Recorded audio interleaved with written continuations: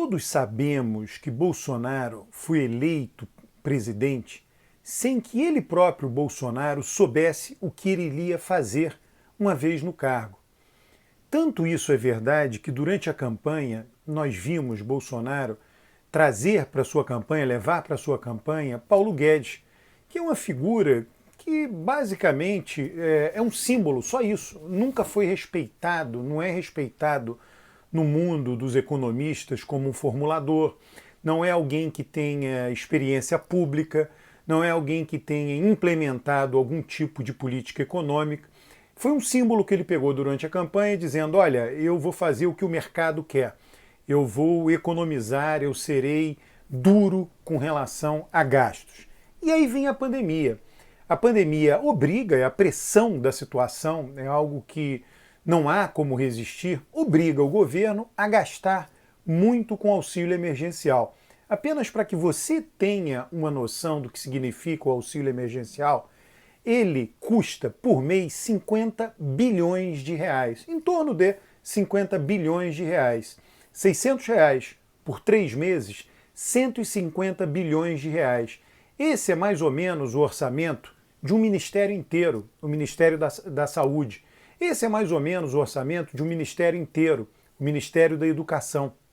O Bolsa Família, por ano, o Bolsa Família que tirou milhões de brasileiros da miséria, que veio crescendo desde seu início, em particular dentro dos governos do PT, ele atendia em torno de 3 milhões de famílias no início do primeiro governo Lula e passou a atender praticamente lá 15, 14 milhões de famílias quando Dilma saiu. Então o Bolsa Família passou por um lento processo de expansão e ele custa 30 bilhões de reais por mês. Ele significa para essas famílias uma ajuda média mensal e com contrapartida, diga-se de passagem, o auxílio emergencial não tem contrapartida. O Bolsa Família é, na média, R$ 200 por mês. E esse auxílio, né, como todos sabemos, é de R$ 600. Aí o governo foi obrigado a gastar. Em função da postura de Bolsonaro com relação à pandemia, aconteceu com ele aqui no Brasil, mesmo que aconteceu com Trump nos Estados Unidos. Muitos eleitores dele, pessoas que eventualmente até um determinado momento aprovavam o governo, passaram a rejeitar. E pessoas de uma escolarização mais alta, pessoas que respeitam a ciência, respeitam as determinações do Ministério da Saúde, da OMS. E esse grupo foi substituído, houve uma troca interna. A popularidade dele, a aprovação dele de ótimo e bom permaneceu mais ou menos a mesma, em torno de 30%, mas mudou a composição interna dos grupos que o aprovavam mais. E gente que não votou nele, de classe mais baixa, que passou a receber o auxílio emergencial, passou a aprovar melhor, passou a aprovar mais ótimo e bom Bolsonaro. Bom, resultado, hoje ele se encontra numa situação muito complicada, porque ele manteve a sua aprovação em função de um gasto de 150 bi em 3 meses, ele quer, não tem como manter esse gasto, do ponto de vista fiscal no Brasil, não há como manter esse gasto. Ele quer manter alguma coisa, mudar o nome do Bolsa Família, sei lá, aumentar o Bolsa Família, expandir para mais gente, enfim, chamar isso de Renda Brasil, né? Mudar de nome. Só que ele não tem formuladores dentro do governo para fazer isso. Então ele é uma sinuca de bico, quer dizer, o governo sabe que precisa, tem a intenção de fazer, em particular ele, Bolsonaro, que é quem tem o voto, ele quem tem um voto para presidente, ele sente isso na pele, só que ele não tem a formulação e não tem os meios para fazê-lo. Em algum momento vai chegar ao final, vai ter até uma saída lenta disso, mas no momento em que sair completamente do auxílio emergencial, aquela motivação, né, que é o bolso, né, digamos assim, o órgão mais sensível do corpo humano, aquele eleitor vai deixar de ter essa motivação. E nós temos aí várias limitações. Tem o teto de gastos. Eu sei que tem muitas críticas ao teto de gastos, mas os políticos vêm fazendo furos no teto de gastos. Foi feito o orçamento de guerra. O próprio furo, que é o teto de gastos, já começou furado, né? com um furo que era o Fundeb, e o Fundeb aumentou agora, né? O Congresso aprovou o aumento do Fundeb. E, legalmente, quer dizer, os políticos podem fazer qualquer coisa, eles podem revogar o teto, ou eles podem criar novos furos no teto. Discute-se hoje no Brasil, por exemplo, fazer um furo para investimentos, para que parte dos investimentos, se não todo eles, investimentos em obras públicas, saia do teto de gastos. Na verdade, o principal motivo hoje da manutenção do teto de gastos, anote isso, é fato, tá? O principal motivo é não aumentar salários dos funcionários públicos e nem fazer novos concursos. Esse é o principal motivo, né?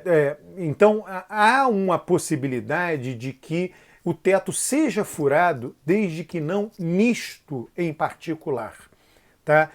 Por que o teto de gastos? Não cabe aqui ser contra ou a favor, eu quero que você entenda por que existe o teto de gastos. Porque anteriormente ao teto de gastos, o governo entrou numa espiral de déficit fiscal muito grande. Tá? E isso corrói as expectativas dos atores econômicos. É assim que funciona o mundo. Tá? Você poderia dizer, não, mas os atores econômicos não deveriam ter essa expectativa, mas eles têm. Né? Então eles dizem, olha, o governo está se endividando cada vez mais, ele emite títulos da dívida, eu não vou comprar os títulos porque o governo não será capaz de rolar apropriadamente esses títulos. Eu preciso que o governo dê sinais de que ele vai manter estável ou pelo menos estabilizar a trajetória da dívida, não que ela seja crescente.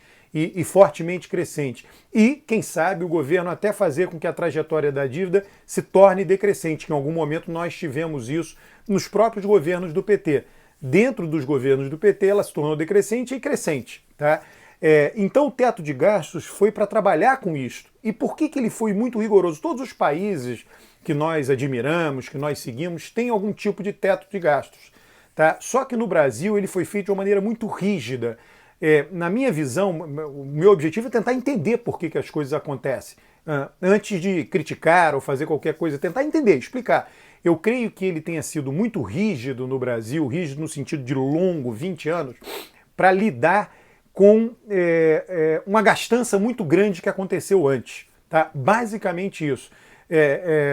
Vamos pegar lá o caso, como a Argentina enfrentou a hiperinflação. Como a inflação da Argentina foi de fato hiper, né, o maior, foi percebida pela população de lá bem maior do que a nossa, eles fizeram um regime de convertibilidade constitucional, colocaram na Constituição. Então o que? Eles utilizaram um remédio muito forte para algo que era percebido como muito forte. No Brasil não. Não foi percebido como tão forte assim, apesar de uma enorme gravidade, então nós não colocamos nada na Constituição. Fizemos uma convertibilidade, um sistema semelhante ao argentino, mas não tão rígido. Então, toda vez que os políticos precisam dar sinais em suas decisões políticas, proporcionais, né, sinais que vão numa determinada direção, proporcionais à direção que foi tomada e que eventualmente tem que ser evitada. Então, esse é o meu entendimento da profundidade ou da rigidez ou de tudo que foi feito em torno do teto de gastos. Por isso é possível furá-lo e por isso ele já começou com determinados furos. Na própria saúde, ele passou a valer só anos depois do que ele foi aprovado. Enfim, é possível fazer esses furos. E é possível fazê-lo para o Renda Brasil. A questão é o seguinte, de onde virá a receita? De onde virá a receita? O orçamento da União tem inúmeras isenções, quer dizer, a isenção do Supersimples está previsto. Quando isso está previsto é porque acaba acontecendo, o Supersimples está previsto para que a isenção seja da ordem de 90 bilhões em 2021. Em 2018 ela foi de 75 bilhões. E o Supersimples, qual é a ideia dele? É que as pequenas empresas pagassem menos impostos para que elas pudessem crescer e se tornar em algum momento médias e grandes empresas. Só que quando a empresa cresce, o dono da empresa quebra, né, cria novos contratos sociais, então a empresa de fato cresceu, mas ele faz o Supersimples 2, o Supersimples 3, o Supersimples 4, então ele fica sempre pagando a tributação do Supersimples, apesar da empresa ter crescido. E nós fazemos uma renúncia tributária da ordem de 90 bilhões. A renúncia tributária, as isenções tributárias ou restituição do imposto de renda da ordem de 30 bilhões. Elas financiam a saúde privada, porque a pessoa de classe média alta paga a saúde privada e recebe restituição, e financiam o ensino privado. Quando isso acontece nos Estados Unidos, os juros para casa própria são subsidiados por meio do imposto de renda. Então o objetivo é o quê? Subsidiar a construção civil, porque ela é muito geradora de emprego em toda a sua cadeia produtiva. No Brasil, a questão é que nós decidimos subsidiar escolas e planos de saúde privado.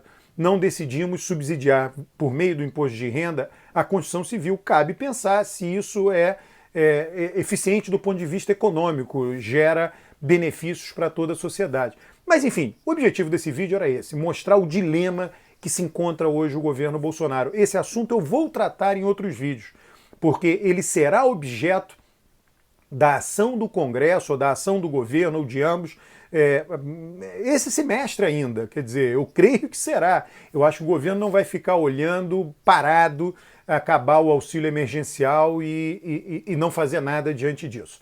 Muito obrigado por ter assistido o vídeo. Convido você a se inscrever no canal, ativar as notificações, curtir, comentar os vídeos, divulgar o canal em suas redes sociais, trazer amigos, parentes para fazer parte desta comunidade aqui. Um grande abraço.